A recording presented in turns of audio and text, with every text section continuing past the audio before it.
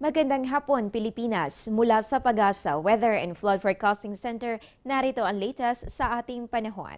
Bagamat may mga kaulapan na mamataan, siniguro naman ng Pag-asa na wala tayong inaasahang weather disturbance sa ating area of responsibility sa loob ng 3 araw.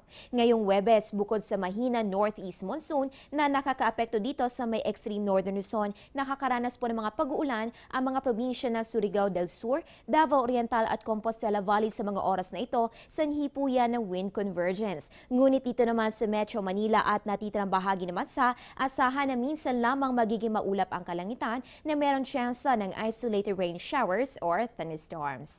Samantala, narito naman ang pagtaya ng panahon sa mga pangunahing lungsod ng bansa. Simulan po natin dito sa may Luzon. Ang Baguio City ay may 13 to 23 degrees Celsius habang mataas na sa may Puerto Princesa with 24 to 31 degrees Celsius. Punta naman tayo sa may Visayas, ang Iloilo at Bacolod ay parehong may 23 to 29 degrees Celsius habang mataas na po sa may Metro Cebu with 24 to 32 degrees Celsius. At finally dito naman sa may Mindanao, inaasahan ng temperatura sa pagitan ng 24 to 33 degrees Celsius sa may Metro Davao habang ang Cagayan de Oro ay meron 22 to 31 degrees Celsius. Iba pang impormasyon sa ating panahon ang tabayanan sa aming pagbabalik. Air 21 online booking. Book, pay, ship. www.onlinebooking.air21.com.ph. The first complete online platform for shipment booking, payment, and package pickup and delivery in selected areas in the Philippines. Another innovation by Air 21. Sagot ko, padala mo.